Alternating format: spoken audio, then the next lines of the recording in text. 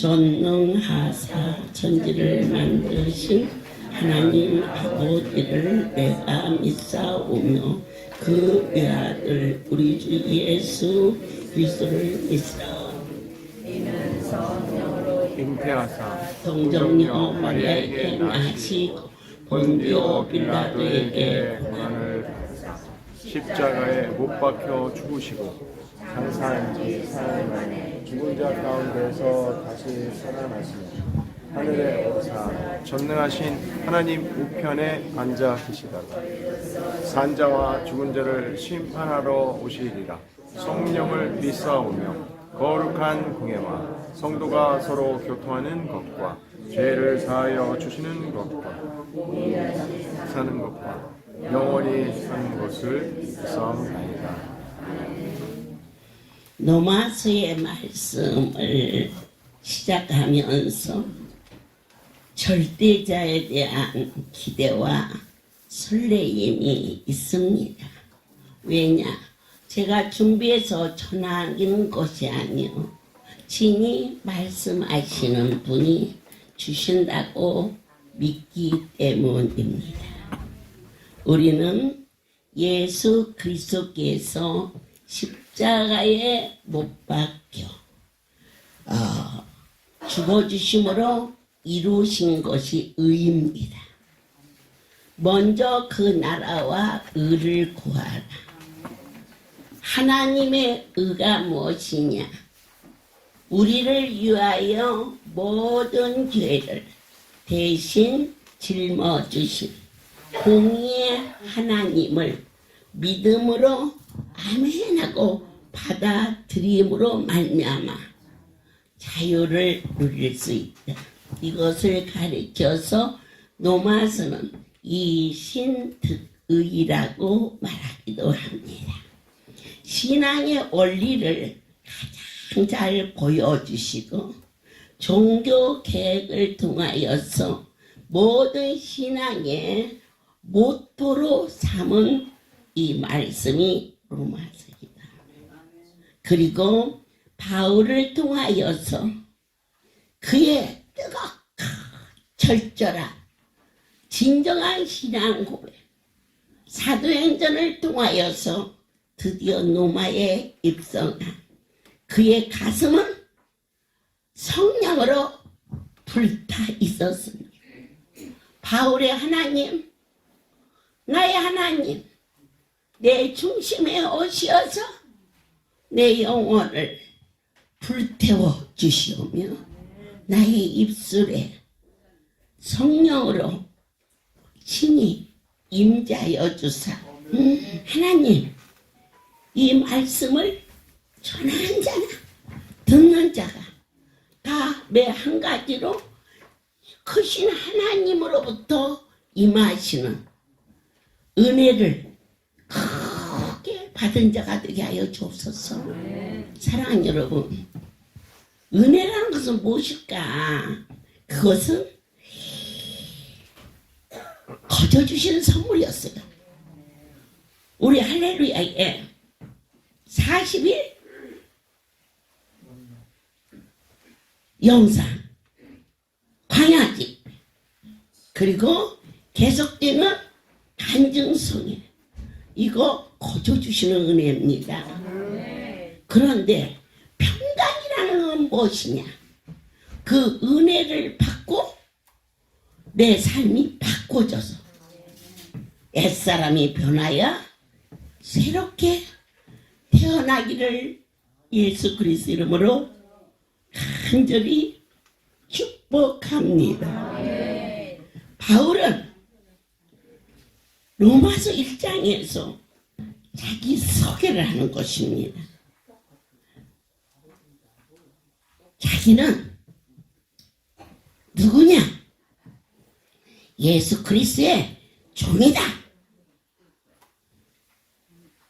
세례 요한은 나는 광야에 외치는 소리다. 그렇게 말씀하셨어요. 그런데 저는 나를 어떻게 소개하느냐? 절대자가 나를 사랑하여 그 사랑이 너무 좋아서 무엇으로 보답할고 그러나 그것마저도 아버지가 내리신 은혜다. 이 은혜를 받고 제 삶이 어떻게 바꿔졌느냐. 풍랑 속에서도 평강을 누릴 수 있는 은택을 입었음을 소개해 드리는 것입니다. 그때 당시에 로마에서의 종이라는 의미는 노예와 같았습니다. 하지만 바울이 말하는 그 종은 어떤 것과 같으냐? 아들이면서도 종이다 그랬어요. 그것은 예수 그리스도께서 하나님의 아들이시면서도 골고다에 올라가시기까지 아버지의 뜻을 따라 죽어주신 것처럼 아들이면서도 종이 되었다.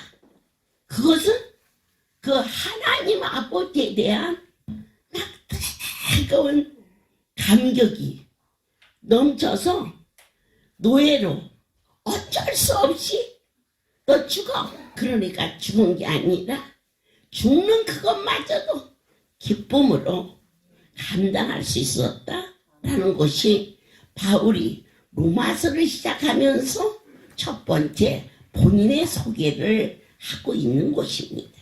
어느 곳에 얼마 이걸 경매라고 말합니다. 노예 시장이었어요. 키가 컸고 건장해서 일을 잘하게 생기니까 서로 얼마 했어요. 그래서 마지막 제일 낙찰이 되었는데 한 신사가 손을 들어서 갑절 그랬어요.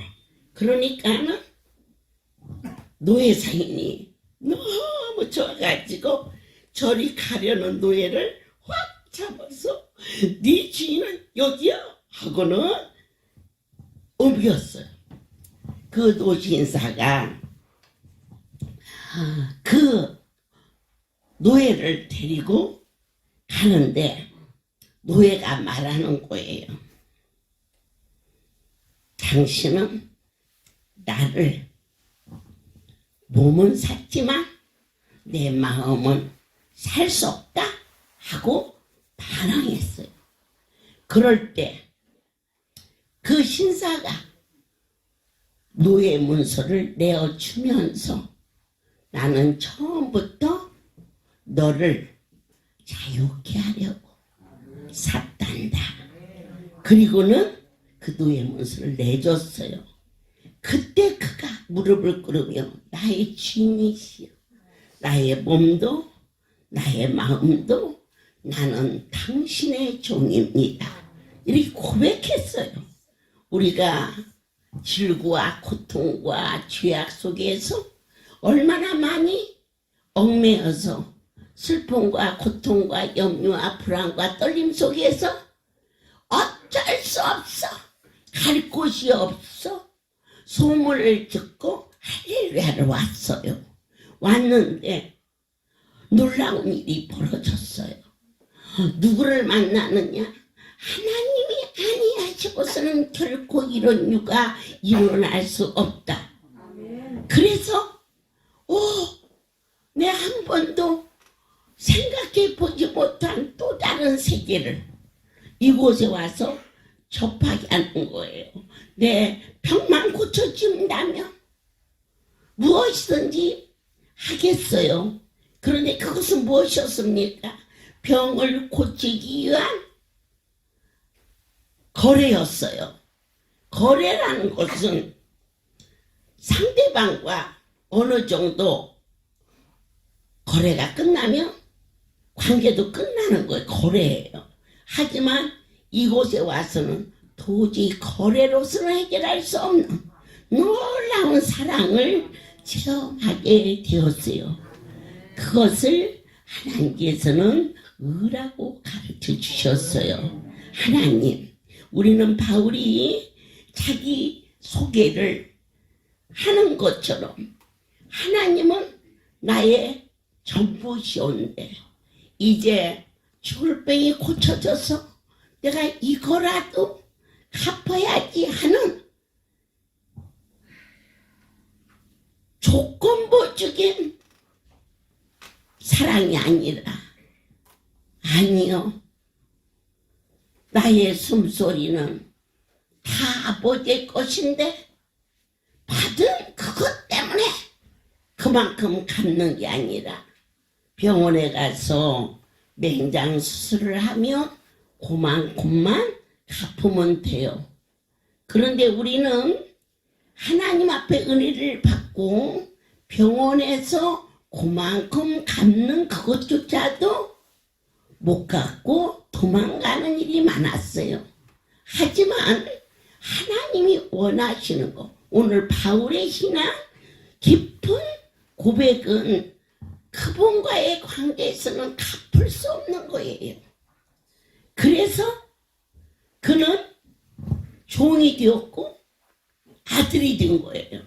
나는 이 할렐루야의 아들이 되었고 이 할렐루야를 위해서는 생명이라도 내려올 수 있는 종의 길을 가겠다고 고백하는 바울의 이 로마서 1장에 이 간단한 자기소개 같지만 저와 여러분이 이곳에서 나는 이 할렐루야의 자녀이지만 자녀로서 권세만 누리고 살 것이 아니라 아버지의 뜻이라면 죽는 것도 조금도 두렵지 아니하는 결단과 소명을 가지고 일할 수 있기를 예수 그리스도의 이름으로 축복합니다. 그는 두 번째로 로마서에 보니까 나는 택정되었다 그랬습니다.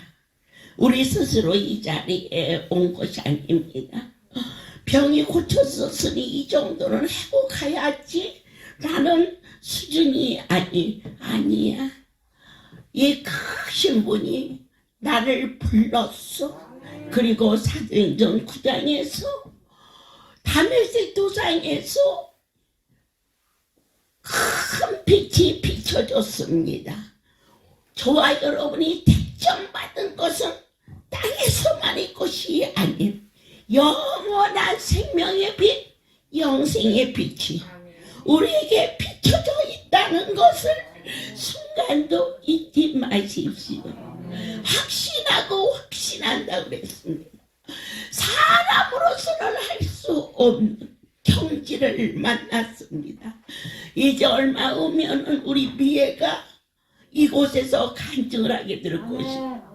그 애가 결혼을 하고 얼마 안 있는데 이 폐가 불러옵니다. 아마 아기가 생긴 줄 알았더니 큰 덩어리가 잡힙니다. 이 웬 정정병력입니까? 그걸 수술하면 살 수 있을지 없을지도 모르지만 이제 막 결혼한 아이가 자궁을 드러내며 그 삶이 얼마나 어린 것이 공고할고 그런데 안수받기 시작했습니다. 저희가 성지순례를 가게 되면 7, 8일 후에나 돌아오는데 돌아가는데 저희를 데리고 가라. 저에게 말씀이 계셨습니다. 그때 당시 성지순례 갑자기 7, 8일을 간다는 것은 환자로서 그리 쉬운 일이 아니었지만 저 아이를 놓고 가지 말고 데리고 가도록 하라. 어찌하여 하나님이 지목하여 불렀기 때문에 그 애미한 때 내 그 아이를 데리고 가마 어머니 어차저차 글쎄다 내 하나님이 데려가라 하시는구나. 이렇게 해서 그 애를 데리고 홍콩에서 저희가 비행기를 이렇게 갈아타기 위해서 140여 명이 공항에 내렸습니다. 이제 그곳에서 1시간 동안 있다가 비행기를 타려고 준비하고 있는데 허겁지겁 나를 찾아 쫓아왔습니다. 미애가요.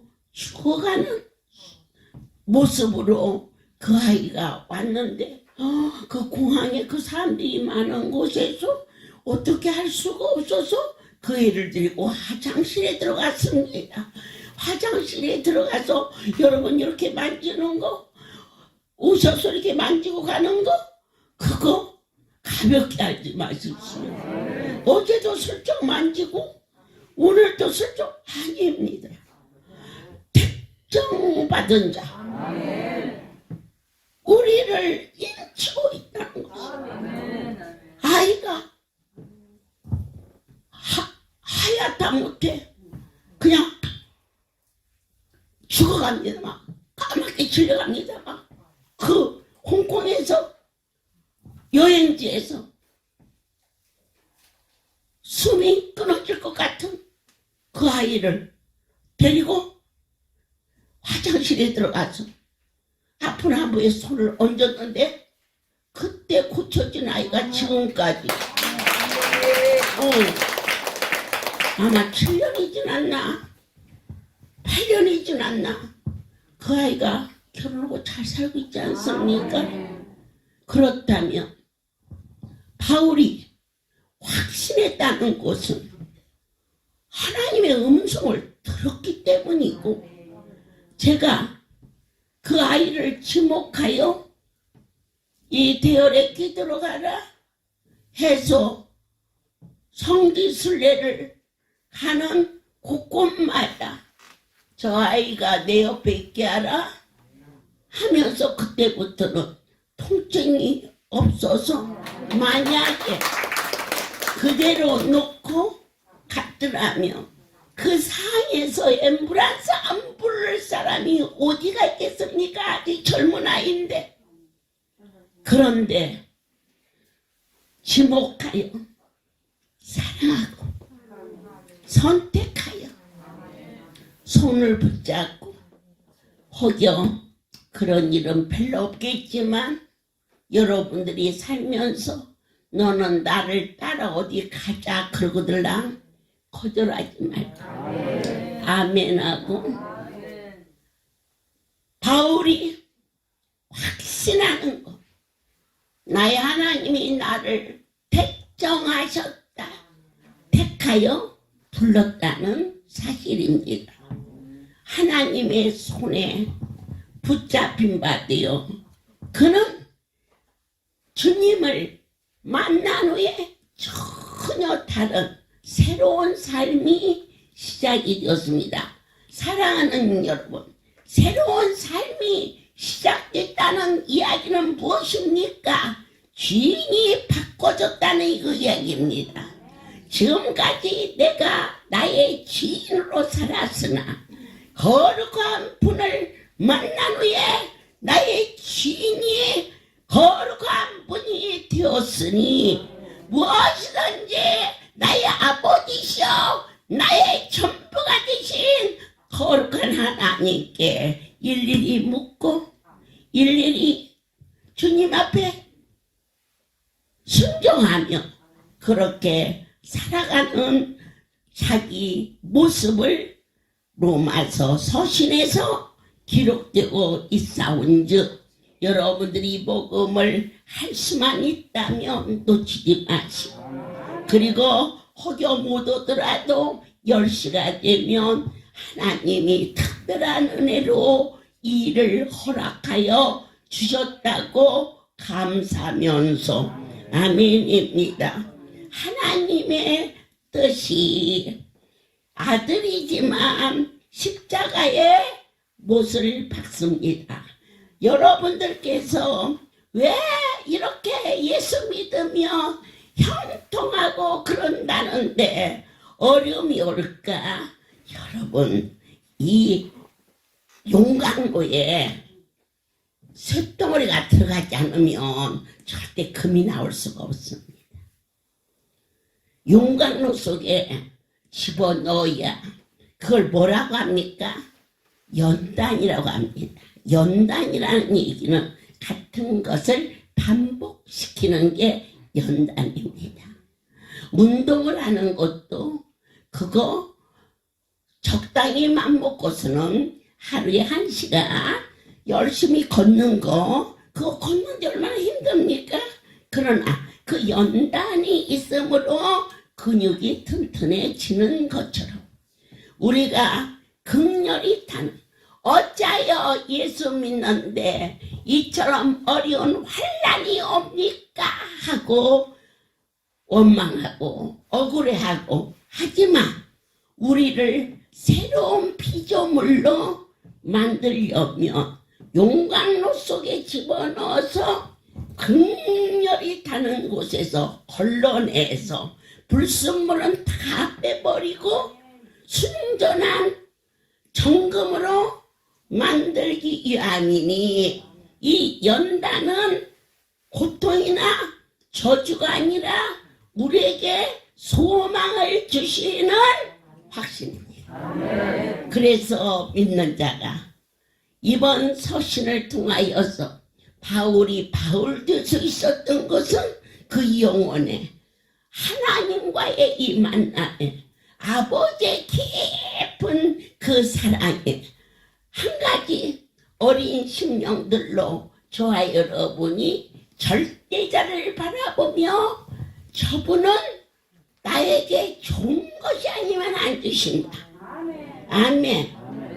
같이 안수를 받았는데도 계속해서 위가 안정이 안 되고 또 토하고 통증이 와. 그걸 뭐라고 합니까? 연단하는 것입니다. 같은 것이 반복되는 고통이 연단입니다. 그러나 그 연단이 없어서는 순수한 것이 나올 수가 없습니다. 그러면 어떻게 합니까?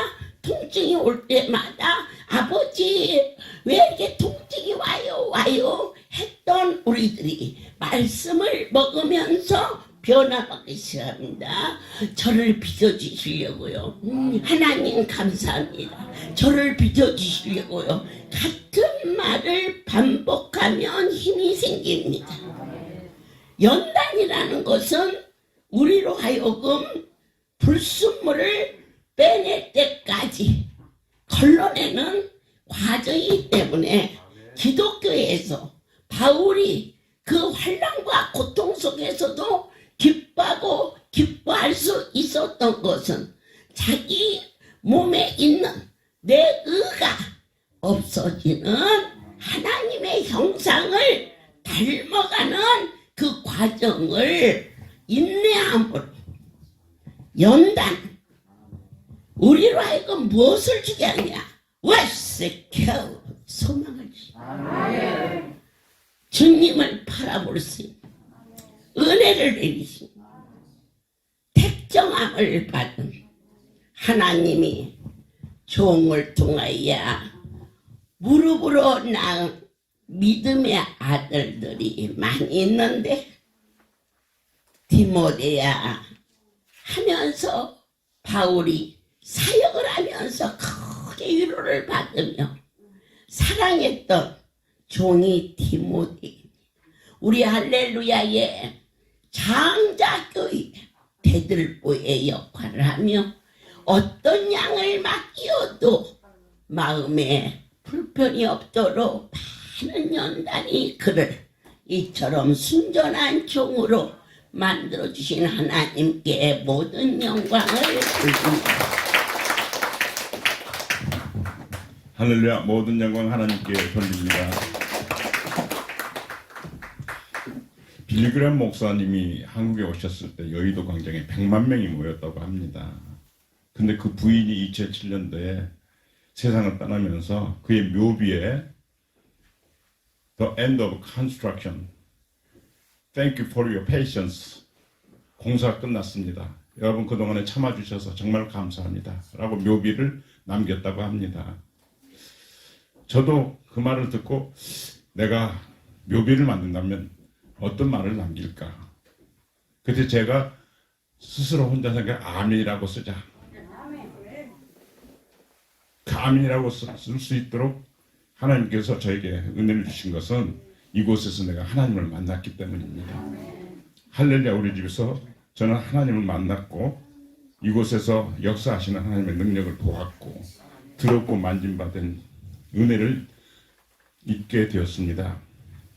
5년이라는 긴 세월을 일반 개척교회에서 제 아이를 병을 고쳐보려고 열심히 새벽 기도도 나가고 봉사도 했지만 그 아이의 형편은 점점 더 힘들어졌고 어려워졌고 그 아이가 출생했을 때는 생각지도 않았던 장애아이가 태어나서 누구 죄 때문인가, 내 죄 때문인가, 그 아이의 죄 때문인가 그렇게 고민하고 고민하면서 괴로워했던 시절이었는데 하나님이 저에게 말씀을 우연히 만날 수 있는 기회를 주셔서 제자들이 예수님께서 태어날 때부터 소경된 아이를 보면서 저 아이가 누구 죄 때문에 소경으로 태어났느냐고 그때 예수님께서 그 제자들에게 대답하시기를 저 아이가 자기 죄 때문에 태어난 것도 아니고 자기 부모 죄 때문에 태어난 것도 아니고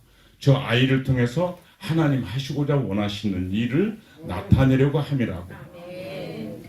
그 말씀이 저 마음속에 심겨지고 그때부터 예수님을 믿을 수 있는 은혜를 입어서 열심히 5년 동안 개척교회를 섬기면서 하나님 하시고자 하시는 일이 무엇인가 그분이 하시고자 원하시는 뜻을 개척교회를 다니는 중 어렴풋이 깨닫게 되었습니다. 구원이라는 것을 하나님이 탕자처럼 살았고 내가 이 세상에서 인생에 살고 싶은 대로 살았던 인생을 나를 구원해 주시려고 저 아이를 내게 보내셨다는 사실을 어렴풋하게 깨달았습니다.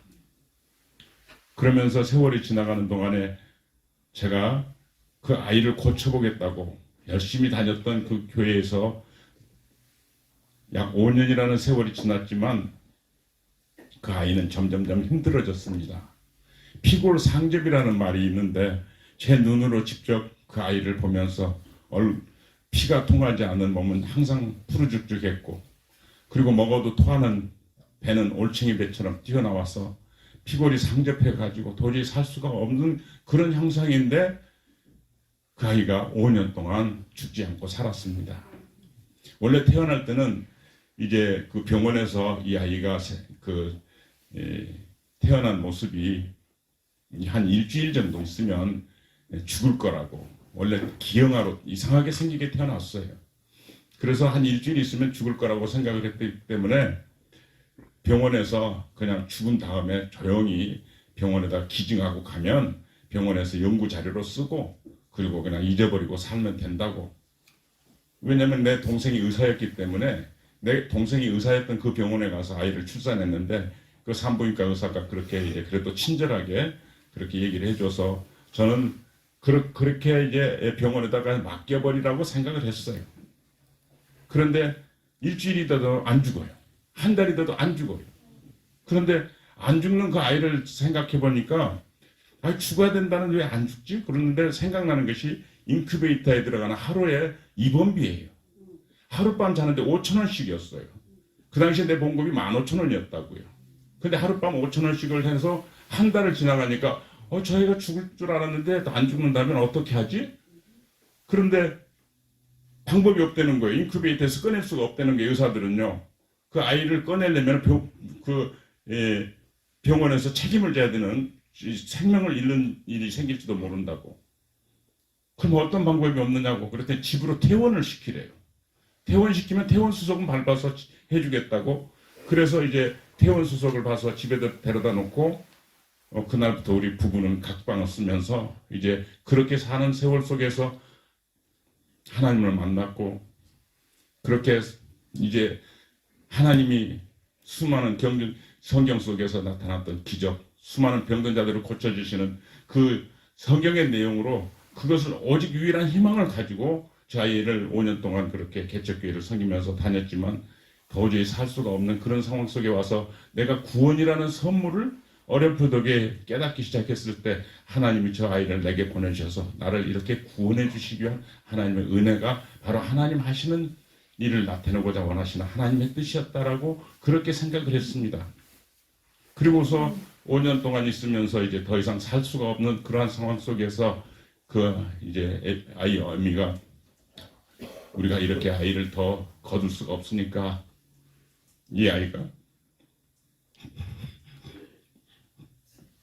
가서 어디 천국으로 보낼 수 있는 데를 보내겠다고 그리고 찾아온 것이 할렐루야 기도원이었습니다.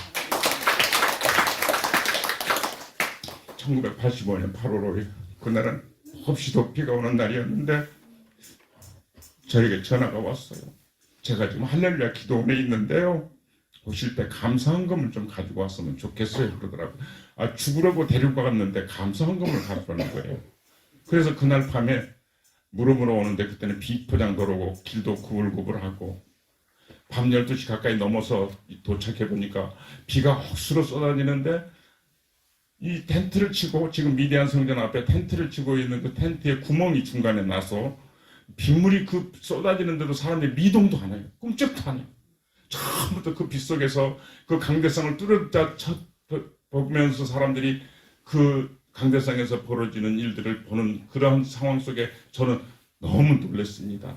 그 밤에 그런 사람이 그렇게 모여 있다는 것도 놀랬고 그러면서 저도 강대상을 주시면서 보기 시작했는데 수많은 사람들이 내가 이곳에 와서 병을 고쳤다는 거예요. 많은 사람들이 그런 간증을 하면서 또 그 예배를 인도하시는 그때 그분은 내게는 천사같이 보이는 어떤 분이 날아다니면서 강대상을 보라고 그 복음을 외치는 그 복음 속에서 제가 지금까지 한 번도 상상해보지도 못했고 들어보지도 못한 광경을 보게 되었습니다. 그리고 나서 저희 부부는 이제 우리 아이가 고쳐질 수가 있겠다고 이곳에서 살 수 있는 사망이 생겼다고 그래서 그 이튿날 이제 그 아이를 들쳐메고 세검정 기도원을 올라가기 시작했습니다. 아침에 일찍 회사를 그만두고 그 아이를 데리고 세검정 길을 올라가는데 처음 뵙는 거죠. 처음 뵙는 거예요. 처음 뵙는데 잘 왔다 그러시더라고요. 우리는 포기했거든요. 그래서 저는 이제 그 이후로 제가 생각하기를 사람이 포기하면 하나님이 일을 시작하시더라고요. 내가 뭘 해보겠다고 노력해서 뭘 이루시는 것이 아니라 내가 포기하니까 하나님이 일을 시작하시더라고요. 그래서 그 아이가 처음 와서 잘 왔다 하는 말이 얼마나 위로가 됐는지 몰라요. 우리는 포기했거든요. 죽을 거라고 내놨다고요. 그런데 잘 왔다고 하는 그 말 한마디에 큰 위로가 되었고 그리고 나서 안수를 받기 시작했는데 일주일 동안 안수를 받으러 다녔습니다. 저는 그 아이의 안수를 받으면서 일주일 동안 그 안수를 받는 중에 하나님을 만난 거예요. 왜냐하면 그 아이가 태어날 때 눈이 사팔이었거든요. 흰자밖에 안 보여요. 눈이 검은 눈동자가 안 보였다고요. 근데 한 일주일 안수를 받았더니 눈동자가 딱 돌아오는 거예요. 이게. 너무 놀랐어요. 하나님을 그때 내가 만났다고요. 저는 이제 늦게 예수님을 믿어가지고 사실 개척교회를 섬기면서 아무것도 알지 못하는데 한 3개월 있으니까 저대로 주일학교 반사로 하려는 거예요. 난 도대체 성경을 읽어본 일도 없고 아는 것도 없는데 개척교회가 한 50명 정도 모이는 그런 작은 교회였기 때문에 아마 내가 그냥 아무것도 몰라도 그냥 세우시는가 보다 그러고는 했는데 그 개척교회를 하면서 그 반사를 통해서 하는 일을 맡긴 했지만 성령 하나님을 설명할 수가 없더라고요. 성부 하나님은 그런대로 창조주 하나님, 절대자 하나님, 전능하신 하나님. 그건 뭐 믿지 않는 자들도 다 인정하시는 절대적인. 예수님도 저는 하나님인지 몰랐어요. 예수님과 하나님을 제가 구분 못했으니까요. 예수님은 그저 4대 성현 중에 한 명, 뭐 이렇게 학교에서 배운 상식 정도만 가지고 있었기 때문에. 그런데 더군다나 성령 하나님에 대해서는 들어본 일도 없고, 내가 가르쳐준 일도 없고. 그런데 제가 이곳에 와서 안수를 받는 도중에 아이가 안수를 받을 때 나는 한 번도 병을 고쳐본 일이 없다고 그러시는 거예요.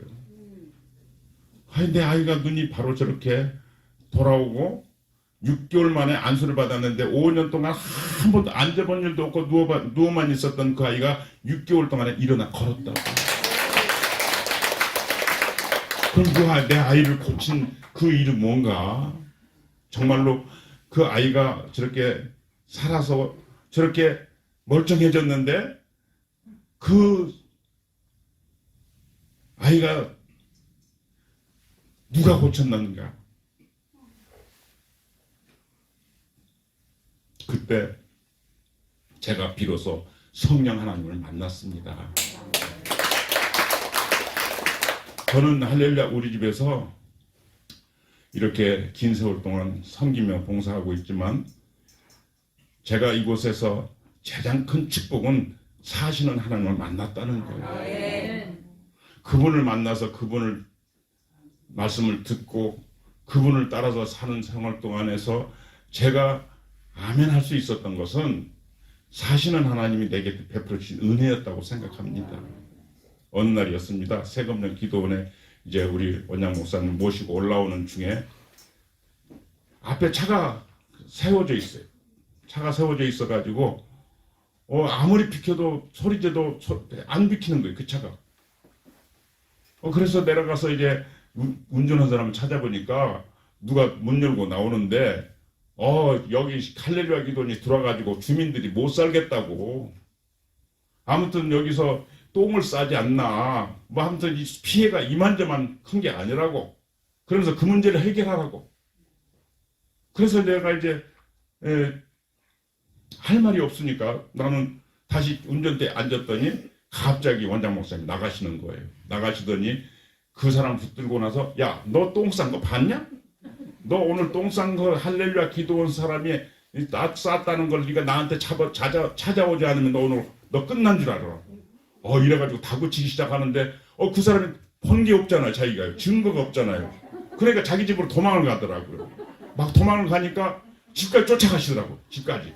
나 그때 처음 봤어요. 근데 굉장히 무섭더라고요. 막 그냥 집까지 쫓아가서 네가 안 찾아오면 내가 오늘 끝장낼 줄 알아고. 그 바람 또 사명자들이 얼마나 많이 나왔어요. 사명자들이 나와서 그 집을 가득 채웠죠. 소리 지르죠. 그러니까 그 어머니가 그 아들을 불러내서 무릎을 꿇치더라고요. 무릎을 꿇고 잘못했다고 빌더라고요. 그 잘못했다고 빌어도 그게 한 번만 더 이런 일이 일어나면 그때는 완전히 쓸어버릴 거라고 그렇게 다짐을 하시고 그러고는 내 차를 탔는데 타시면서 그렇게 이러시더라고요. 가끔 할머니들이 싸기도 해. 그 말을 듣고 저는 그렇게 생각을 했어요. 정말로 한 성도를 위해서 한 양떼를 위해서 자기 체면을 가리지 않고 모든 것을 버리고 저렇게 앞장서서 싸워줄 수 있는 분이라면 내가 평생에 믿고 맡길 수도 있겠다.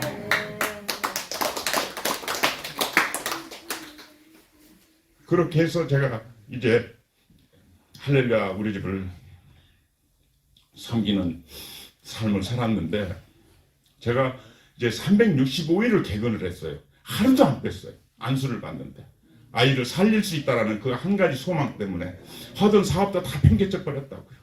그냥 망하거나 말거나. 내가 하나님을 만났는데 하나님만 만난 그보다 더 중요한 일이 없다고 생각을 했고 그렇게 해서 이제 안수를 받으러 다니는 중에 그 하나님이 이제 회사를 또 제가 해야 되는 그런 입장이라서 아침에 일찍 10시부터 와야 해요. 왜냐면 자리에 들어갈 사람이 없거든요. 막 여러분들 세검령 형편 아시죠? 그 창문 옆으로 막 창문으로 얼굴 내밀고 그렇게 집회를 참석했던 그 시절을 아시죠? 그렇게 그 예배의 앞에 가서 앉아서 예배를 드릴 수 있는 것은 한 10시부터 가야 해요. 2시부터나 예배가 시작되는데 10시부터 가야 한다고요. 그럼 10시에 가서 2시 예배 끝나면 3시, 4시가 되는 거예요. 그러면은 회사 그때 가면 다 퇴근할 준비해요. 그러니까 이 회사가 되겠어요? 제대로요? 그래도 저는 그래도 좋았어요. 아무튼 하나님을 만났으니까. 그리고 그런 중에 이제 그래도 조금은 내가 좀 시간을 좀 절약해 보려고 점심을 그때는 이제 미리 먹고 이제 딱 안수 예배 끝나고 나면 이제 바로 가야겠다. 그리고 이제 준비를 했는데 어느 정도 이렇게 안수를 받으면서 이제 어느 정도 그 아이가 점점 좋아지고 그러면서 사랑도 참 많이 받았습니다. 밥 먹고 가 그러시는 거예요. 밥 먹었는데 먹었어요. 그렇게 대답을 못했어요. 그분이 하시는 일을 내가 하는 표적과 능력으로서 이렇게 나는 한 번도 거쳐본 일이 없다고 하시는 그 말씀을 들으면서 성령 하나님을 만났을 때 나는 몰랐는데 성령 하나님은 영이시라서 인격을 쓰시더라고요. 사람을 쓰시더라고요. 그 쓰시는 사람의 입술을 통해서 나오시는 말씀이 우리 원장님 말씀이고 그분의 손을 빌려서 쓰는 손길이 하나님의 손길이고 그래서 그의 삶의 인격에서 전부가 나타나시고 만나주시는 그 모든 것들이 성령 하나님의 만남이요 또 하나님의 나타나심이라고 믿을 수 있는 은혜를 저에게 주셨어요. 그래서 그 말자도 밥 먹고 가 그거는 사람의 말로 알아듣지 않고 하나님의 말씀으로 알아들을 수 있는 귀를 주셨습니다. 그래서 밥 먹고 가 그래서는 또 가서 밥을 먹었어요. 한 그릇 먹고 났는데 또 잔뜩 먹고 나니까 배가 정말 배가 불렀습니다. 그래도 그걸 다 먹었어요. 그런데 다 먹고 났더니 오늘 보신탕 맛있었어? 그러시는 거예요. 저 보신탕 안 먹었거든요. 아무튼 어떤 종교적인 이유로 해내 가서 뭐 안 먹었는지 하여튼 그런 일에서 보신탕을 안 먹었다고요. 그런데 보신탕을 내가 먹은 거예요. 그날 보신탕을 그냥 그렇게 잘 끓여서 환자들을 먹여주시는 일을 그렇게 하면서 보신탕 끓였다고는 얘기도 안 하시고 그렇게 끓여서 먹이시는 일을 나는 몰랐거든요. 이렇게 먹고 나니까 막 보신탕을 먹었다고 그래서 내가 40여 년 동안 한 번도 보신탕을 먹어본 일도 없고 내가 게를 너무 좋아해요. 아무튼 게를 너무 좋아해가지고 내가 장가 가서 제일 먼저 한 일이 큰 쇳바트를 사가지고 그걸 내가 이뻐만 하고 뭐 나중에 치우는 일은 뭐 우리 민구 엄마가 한다고 그래가지고 반납 불평하고 원망하고 뭐 그런 시절이거든요.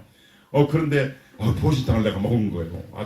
안수받고 그러고 나와서 뭐 밥 먹고 나서 그날 밤에 이제 개를 쳐다보는데 얼마나 미안하든지. 그뿐만 아니에요. 가끔 가다가 이제 신방을 오셨어요. 저희 집에 신방을 오셔서 개가 참 좋았거든요. 시가로도 꽤 나가는 개예요. 그들 이렇게 쳐다보시더니 야 저거 강남으로 보내라. 보신탕.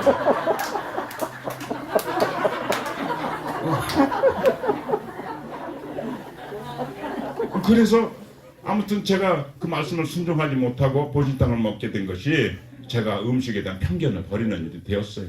하나님이 뭐 주신 음식은 부정한 것이 없다. 그 고린도전서에 나오는 우상의 제물에 대해서도 정하고 깨끗한 것이 없다 하는 말씀을 저는 몸으로 깨닫는 은혜를 입었습니다.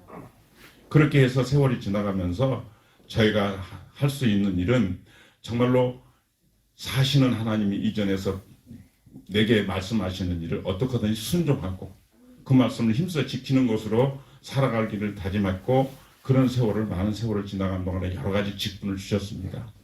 그리고 아이는 점점 자라서 참으로 온전해졌고 그 아이를 통해서 하나님께서 역사하시는 은혜로 말미암아서 저는 여러 가지로 참으로 이 전에서 입은 것은 무엇으로도 갚을 수 없는 참으로 내 전부를 들여서 갚아도 내가 감당할 수 없는 많은 은혜를 저에게 주셨습니다. 그러던 중에 사업이 잘 되면 좋은데 사업이 점점 안 됩니다. 쪽박사게 생겼어요. 사업을 하다가 얼마나 힘들었는지 사업을 하다가 이제 어느 날 교회를 갔다 오는데 저희 집사람이 여보 돈 있어요? 그래 주머니 들어보니까 2,000원인가 있어. 주머니에. 왜 뭐 하려고 그랬더니 2,000원 달라고 그래. 2,000원 달라고 그래서 주었더니 저 앞에 좀 채워달라고 하는데 쌀가게 앞에 쓰더라고요. 그 쌀가게 앞에 쓰길래 뭐 하나 그랬더니 금방 들어갔다 금방 나와요. 뭐 샀는데? 그랬더니 내일 아침에 먹을 쌀 샀어. 그런데 그 2,000원어치 쌀을 사가지고 나오면서 조그만 봉지 하나 들고 오면서 나를 향해서 얼마나 이쁘게 웃어주는지 나는 그때 천사의 얼굴을 처음 봤어요.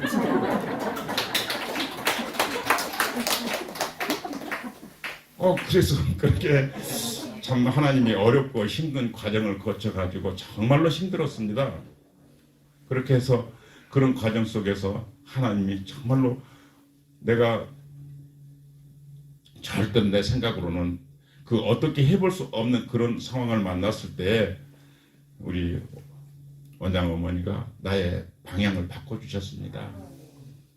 저 방향을 바꿔주셔서 네가 베들레헴 교회 선교사를 하라 그렇게 말씀을 하셔서 그때는 정말로 누가 뺨을 때려주지 않아서 못 울던 시절이거든요.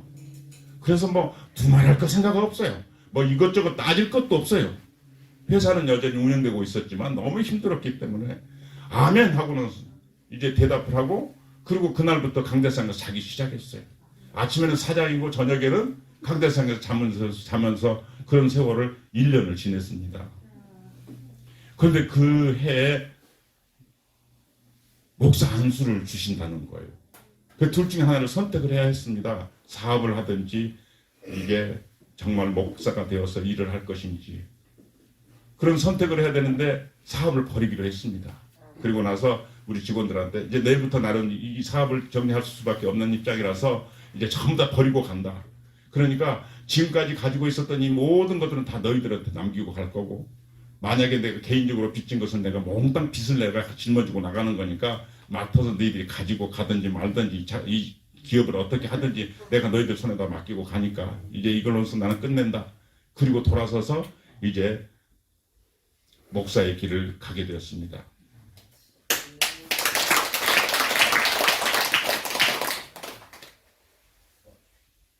목사의 길을 택해서 처음에 강대상에 쓰니까 두렵더라고요. 뭘 어떻게 해야 될지를 모르겠더라고요.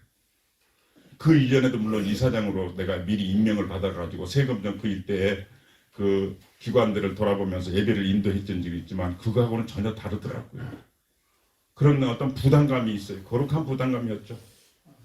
그래서 제가 이제 신학교를 다녀야 되겠다. 그리고 제가 아는 데가 없으니까, 신학에 대해서 전혀 아는 데가 없으니까 제가 알고 있는 데가 연세대학교, 종합신학대학교, 거기밖에 아는 데가 없어요. 그래서 그때 이제 원서를 냈더니 합격해서 통지서가 왔어요. 합격했다고요. 그래서 그 통지서를 가지고 굉장히 기쁜 마음으로 왔어요. 저도요. 그냥 야, 이거 내가 이렇게 나이가 들어서 신학을 하겠다고 나 신청을 했는데 합격을 했으니까 얼마나 기쁜 소식이에요. 그래가지고는 그 밤에 와가지고는 원장님, 저 연세대학교 신학대학에 합격했습니다. 이렇게 얼굴을 쳐다보시니 너 누구 기죽일 일 있냐? 이러시는 거예요. 그래가지고는 이 신학교를 가지 말라고 하는가 보다. 그 신학교를 그래서 포기했어요. 그러고 나서 다니는데 그러고 세월이 지나가면서 아무래도 너무너무나 모르는 게 많은 거예요. 뭐 내가 알고 싶은 그런 것들도 전혀 모르고 뭐 그래가지고 이제 비인가 신학교를 몰래 다녔어요. 몰래 다니면서 비인가 신학교를 다니는데 마침 그 비인가 신학교가 미국의 이제 페이스 티올로지라고 해서 페이스 티올로지 세미나리 그 회사하고 학점 교환을 해가지고 거기에서 학위를 주더라고요. 그런데 그 학위를 준다는 바람에 제가 생각하기를 할렐루야 우리 집에서 내가 해야 될 일이 있다면 우리 할렐루야 우리 집에서 일어나는 신유의 사건, 이 치유, 이것이 과연 신학적으로 어떤 의미를 가지고 있으며 이것이 우리 할렐루야 우리 집에서 일어나는 일에 대한 교계가 이 신학이라는 것 자체가 이 치유는 해당이 안 되는 거예요. 신유는요. 신학의 대상이 안 되는 거예요. 그러니까는 그것을 통해서 모든 목사님들에게도 뭔가를 내가 이것을 알려주고 싶고 또 그런 것을 내가 정리하고 싶은 마음이 있어가지고 치유 신학의 신학적 개념이라는 이제 논문을 작성해서 쓰게 되었습니다. 그래서 논문을 써가지고는 이제 드디어 3년 동안 학교를 졸업하게 되었고 그리고 나서 이제 그 논문을 미국으로 보내가지고 그쪽에서 학위를 주겠다고 그래서 이제 미국으로 졸업장을 받으러 오라는 거예요. 그래서 이제 신학교를 졸업할 수 있는 그 졸업장을 이제 받기 위해서 이제 가려고 이제 말씀을 드렸어요. 조용히 저 미국에 잠깐 한 3, 4일만 갔다 왔으면 좋겠대요. 왜? 신학교 졸업장 받으래요. 그랬더니 너 미국도 안 간 놈이 무슨 신학교 졸업장을 미국 가서 받냐? 그 말에 또 제가 알겠습니다. 그러고는 이제 접었죠. 그러고 나서 지나가면서 박사는 언제 하냐? 이러시는 거예요 또. 그래서 박사학위를 하라고 그러시는가 보다. 그래서 박사학위를 또 등록을 했어요. 등록을 해서 세월이 지나가면서 제가 이제 박사학위를 따면서 할렐루야 우리 집은 과연 어떤 곳인가? 제가 지금도 후배 목사들도 있고 모두 다 우리 할렐루야의 정체성에 대한 바른 이해를 할 수 있어야 된다고 생각을 하기 때문에 할렐루야는 어떤 신학적인 뿌리를 가지고 어떻게 해서 목양을 해야 될 것이 바른 목양일까 그런 생각을 하면서 이 할렐루야 우리 집에서 일어난 사건들을 제가 정리를 하기 시작했습니다. 그랬더니 할렐루야 우리 집은요 한마디로 정리해서 생명 살리기예요. 이 생명 살리는 이 일이 할렐루야 우리 집 사역이라고. 그 생명 살린다는 이 한 가지 이유. 그럼 생명이란 뭔가부터 시작을 해가지고 그것을 이제 제가 논문으로 정리하기 시작을 했어요. 그래서 그 생명 살리기를 위한 생명의 신학을 위한 신학적 기여라는 제목으로 논문을 또 쓰기 시작해서 신학교 이제 논문을 냈습니다.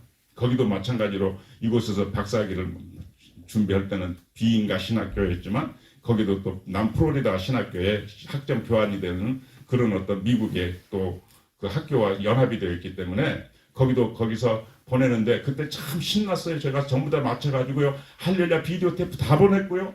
그리고 그 학문 자료로서 제가 가지고 있었던 할렐루야 우리 집의 사건들을 전부 다 미국 신학교에 다 보낸 거예요. 그래서 그것이 지금 미국 신학교에서 그렇게 보내지고 그렇게 그곳에서 이제 자료가 되어서 지금도 보존이 되어 있는 것이죠.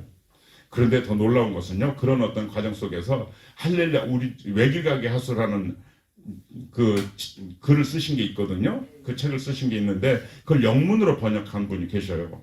그런데 그분이 영문으로 번역을 했는데 그 책을 거기 보냈더니요. 이렇게 아름다운 글을 처음 봤다는 거예요. 그래가지고는 제가 이제 그거를 이제 졸업장을 또 이제 타러 오라고 그러니까 또 이제 또 말씀을 드려 혹시나 이번에는 박사학위고 또 박사는 언제 하냐고 물어보셨으니까 이번에 또 갈 수 있으나 싶어가지고 했는데 또 내가 얘기를 했더니 너는 미국에 갈 이유가 없잖아.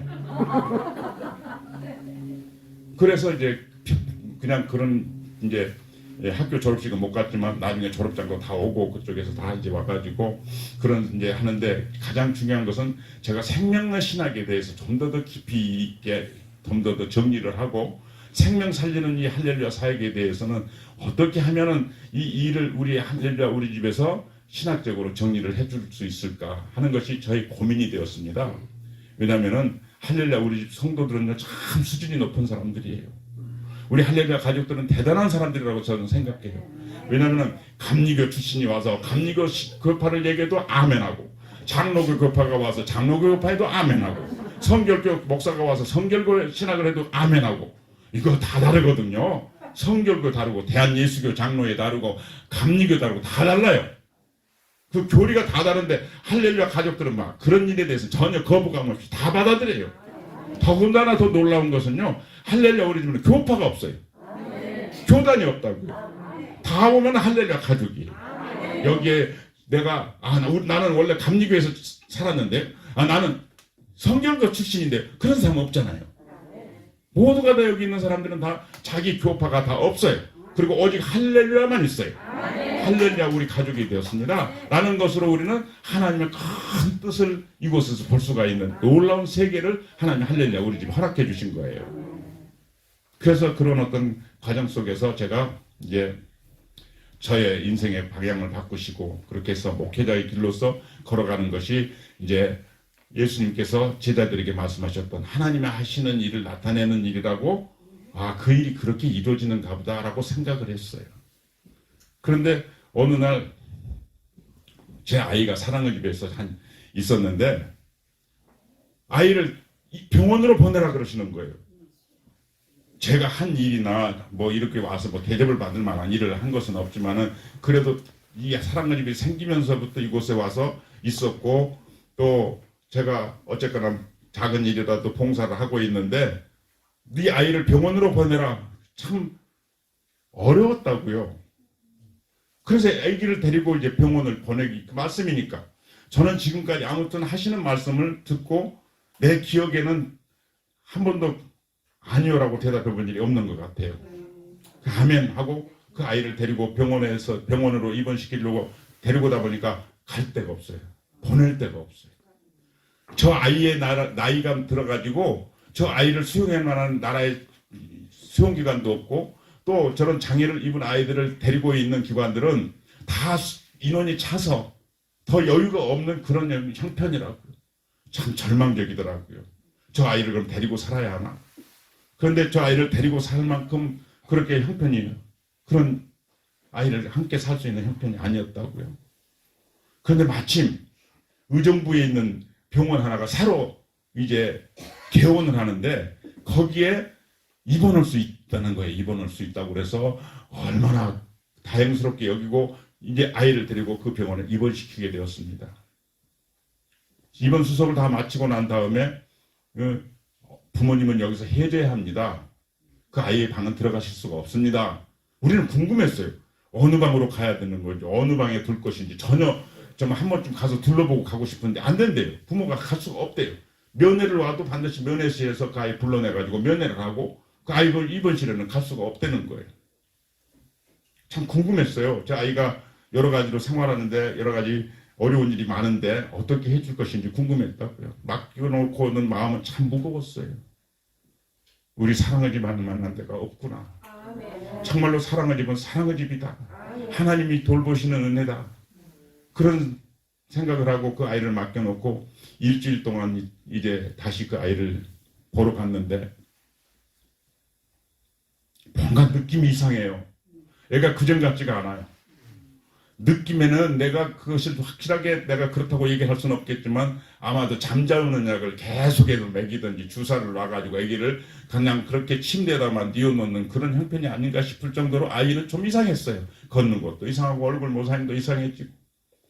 그래서 심히 낙심이 되기도 하고 이렇게 놨다가 이 아이가 어떻게 될까 뭐 그런 어떤 생각을 하면서 돌아오는데 일주일 만에 그냥 풀렸어요. 이 아이를 데려다가 사랑의 집에서 갖다 주거라. 그래서 사랑의 집이 정말로 귀중한 것이고 정말로 하나님의 사랑으로 그 아이 기관을 돌보는 것이라는 사실을 내가 정말로 감사했습니다.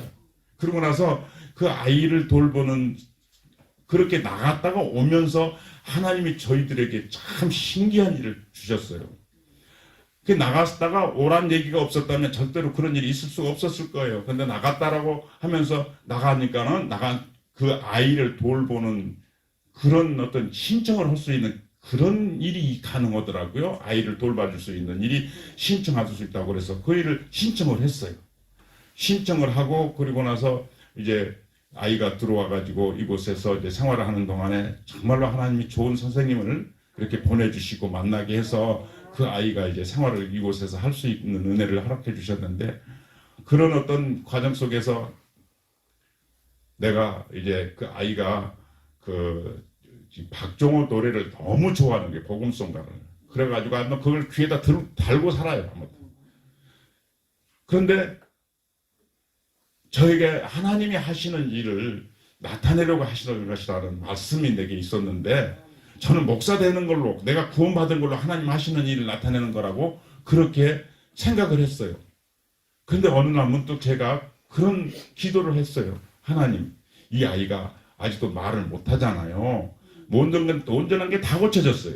근데 말만 못해요. 그 말만 못해가지고 참 하나님 언제 말문을 열어주시겠습니까 하고 기도하는 중인데 어느 날 말 못하는 게 너무 감사하더라고요. 왜냐하면 우리 중구가 또 있는데요. 이 녀석은 말을 조금 해요. 그 말을 조금 하니까 나 언제 집에 가요? 나 데리고 가요? 뭐 그렇게 막 소리를 지르니까 그걸 아이를 나 안 데리고 갈 수가 없어. 그러니까 죽으나 살아 데리고 다니는 거예요. 그 아이를. 근데 우리 아이는 그래 본 적이 없어. 그래도 내가 하나님 앞에 하나님 하시는 일을 나타내려고 하시는다면 하나님은 저 아이를 능히 입을 벌려서 저렇게 말을 할 수도 있게 하실 수 있는 분이신데 나는 그 사실을 믿어요. 근데 왜 그렇게 말을 지금까지 못하고 있을까요? 그리고 이제 제가 이제 묻던 중에 하나님 앞에 네가 커가는 것만큼 그 아이도 변화되고 그 아이가 저만큼 좋아진 것만큼 너도 그 정도 수준이다. 그래서 저는 감사했습니다. 그렇구나. 내 아이는 나의 삶의 신앙의 성숙한 모습을 보여주는 하나님의 사랑과 은혜였다라고 생각을 하고 하나님 저 아이가 말을 하게 되는 날은 내가 완성된 날, 나의 인격이 완성되는 날, 하나님 보시기에 합당한 삶을 살아갈 수 있는 일이 이루어지는 날, 그날이 바로 나의 건축이 끝나는 날이다. 나의 공사가 끝나는 날이 될 것이다 라는 생각을 하게 되었습니다. 그래서 내가 공사 중이라는 말에 대해서는 정말로 내가 그 빌리그람 목사의 부인이 나는 공사가 끝난 사람이다 라고 얘기했을 때 나 때문에 여러분들이 얼마나 불편하셨습니까? 나를 용서해 주신 것을 감사합니다. 그리고 마지막 묘비면을 썼다고 그러는 일인데 나도 공사 중이더라고요. 계속 공사 중이에요. 지금도 공사 중이라서 남들에게 얼마나 불편을 주는 일이 많은지 몰라요. 공사 중이라서 아직도 도로도 치우지도 않고 팻말도 많고 뭐 쓰레기 더미도 많이 쌓여 있고 내가 아직 공사 중이라서 여러 가지 못하는 일들이 너무나 많은 거예요. 그래서 그 공사 중인 그 삶에 대해서 여러 가지 분들에 대해서는 내가 공사 중이라서 여러분들이 오래 참아주신 것 너무 감사합니다. 내가 그렇게밖에 얘기할 수 없는 사람이더라고요. 내가 불평할 수 없는 사람이에요. 공사 중인데 나 때문에 얼마나 많은 불편함을 줬을까 생각하면 공사 중인 내가 그 공사가 끝나야만 이제 모든 것이 끝날 거라는 생각을 하게 된 것이죠. 나 자신에 대해서 내가 공사 중이라고 생각하니까 뭐 드러낼 것도 없고 자랑할 것도 없고 그저 아멘뿐이더라고요. 내가 할 수 있는 건 오직 아멘뿐이에요. 공사 중인 나 자신을 돌아볼 땐 나는 늘 부족한 사람이니까. 그렇게 해서 이제 내 아이가 어느 날 제가 하나님 앞에 하나님 저 아이가 박정호 노래를 저렇게 좋아하니까 저 노래를 가지고 그 강대상에 서서 그 박정호 노래를 부를 수 있는 그날을 하나님께서 허락해 주실 것입니다. 그날이 내 공사가 끝나는 날이요. 내가 마지막 끝나면서 아멘하고 묘비문을 남기고 가고 싶다는 것은 나는 그저 당신께서 나를 이렇게 불러주신 그것만으로도 아멘이요. 내가 당신의 능력을 보아서 이곳에서 만났고 정말로 사랑하는 당신의 여정으로 말미암아서 나의 인생의 방향을 바꾸어 주시고 내가 이렇게 할렐루야 가족이 되어서 살아갈 수 있는 이 은혜를 무엇으로 갚을 수 없는 이 사랑의 빚을 지고 간 사람이 마지막에 내가 공사가 나도 끝났습니다 라고 얘기를 했을 때 나는 공사를 끝난 것으로 마치는 것이라 그냥 죽어서도 아멘 할 뿐입니다. 그것은 나의 삶 속에서 당신은 나의 절대적인 능력으로 나를 지켜주신 분이시오. 붙잡아 주신 분이시오. 내 삶의 길을 열어주신 분이시며 내 삶에 참으로 가장 소중한 의미를 내게 알려주신 분이시기에 나는 오직 죽어서도 아멘 할 뿐입니다. 그러면은 어느 날 내가 죽은 다음에도 내 아이가 찬송가를 하나님 앞에 드릴 수 있을 거라는 그 믿음을 가지고 주님 앞에 소망을 가지고 내 하나님 앞에 살아갈 수 있는 은혜를 허락해 주셨습니다. 모든 영광 하나님께 드립니다. 주님은 나의 절대자 황홀한 만남이었죠. 아멘. 진실로 하나님의 신에 감동되었다. 그럴 때 그것을 자기가 감동되었다로 받으면 곤란해요. 내 하나님이 감동시켜 주셨다. 그렇게 받아들여야 이해가 되겠지요. 바울은 오늘 서신에서 나는 예수 그리스도의 종이다. 그런데 그냥 종이라고 끝난 게 아니고 아들이면서 종이다. 여러분들이 이곳에 오셔서 사명자들이 내가 이곳에서 일한다. 그러면 별 의미가 없어요. 나는 이 집의 아들이면서 종이다. 전혀 다른 모습이 되겠지요.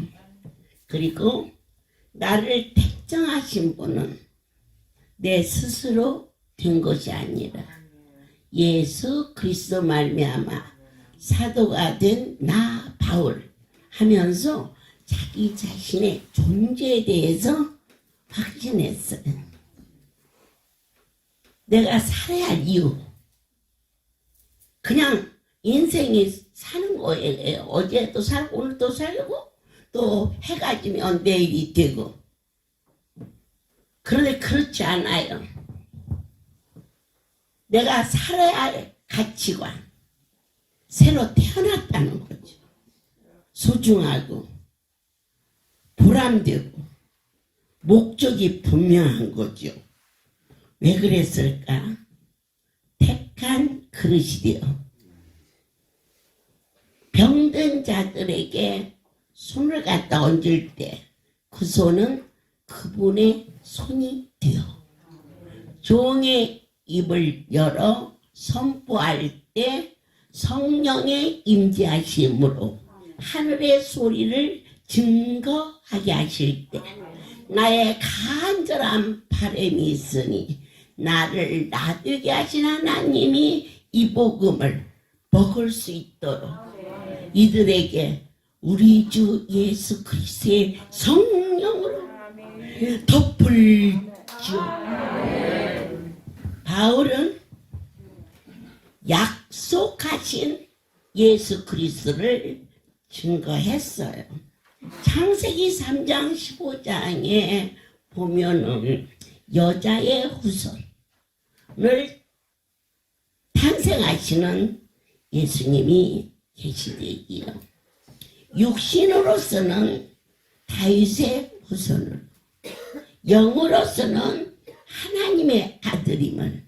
그런데 하나님의 아들임을 어디에서 증거하게 하셨느냐?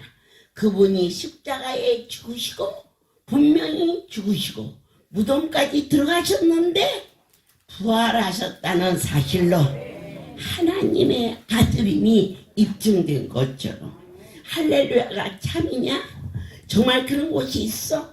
요즘에는 너무너무 이상한 곳이 많아? 그럴 수 있습니다. 그러나 이 자리가 하나님이 하셨다는 그 일, 할렐루야 기도 원장은 한 번도 병을 고쳐본 일이 없다라는 이 사실을 무엇으로 입증하느냐? 들곳에 들려온 자가 현장에서 살아있지 않습니까? 예수님이 하나님의 아들인 것을 많은 이적과 기적과 기사로도 고백하겠어요?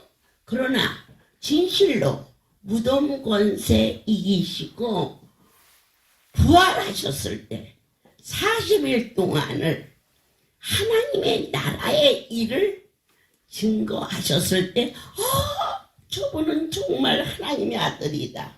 할렐루야 기도 원장. 저는요 그냥 쓰임받은 곳에 감격해요. 야 이거 진짜 신데렐라도 이런 신데렐라가 어디 있나. 세자비가 되면은 신데렐라인데 거룩한 하나님의 손에 잡힌 바 되어서 그분의 사랑을 받는 자가 되었다. 그 이상 무엇을 제가 더 말하겠어요. 시익하면 고쳐지는 것이 내가 고쳐본 일이 없는데 그러면 고쳐졌다는 거죠. 그러면 고쳐진 그 일이 하나님이 고쳤다고 증명할 수 있도록 나로 하여금 입증할 수 있도록 허락해 주신. 그렇다면 저와 여러분이 무엇을 약속을 믿느냐? 이전에 주인 되신 하나님이 안수받으면 낫는다는 약속 저는 날마다 증거하게 하셨어요. 노마서의 말씀이 어떻게 전개될지 기대가 되고 하나님께서 전국의 문을 열고 이 말씀이 언제까지 전해질지는 몰라요. 다 전능자의 계획 아래 섭리 아래 이루어지기 때문에. 하지만 에베네세 여기까지 인도해 주신 하나님을 진실로 사랑하며 그 사랑이 심령 속에 기쁨과 감사가 넘칠 때 그분과 나와의 바른 관계 회복이 일어나는 노마서가 되기를 간절히 소원합니다. 고마우신 하나님, 노마서의 말씀은 모든 성경의 모토가 되었습니다. 바울을 사용하신 아버지의 계획이 할렐루야를 사용하여 만방의 천만을 이루는 주의 백성들의 구원의 은총이 오직 십자가의 그 사랑이 이전을 통하여 나타난 신유를 통하여 다메섹 도상에서 예수를 만남으로 그의 삶이 달라 바꿔진 것처럼 이곳을 통하여서 그분을 만나는 역사가 허락하여 주시옵소서. 한 종의 진솔한 고백 속에 동행하시는 아버지의 그 사랑, 끝날까지 이 할렐루야의 큰 빛을 발할 수 있도록 그의 모든 소원이 더욱 온전히 이루어지기를 소원합니다. 이제는 우리 주 예수 그리스도의 은혜와 하나님 아버지의 놀라우신 사랑하심과 성령의 교통 역사 운행하심이 지금부터 영원토록 이들 위에 함께 있을지어다. 아멘. 할렐루야. 모든 영광 하나님께 돌립니다.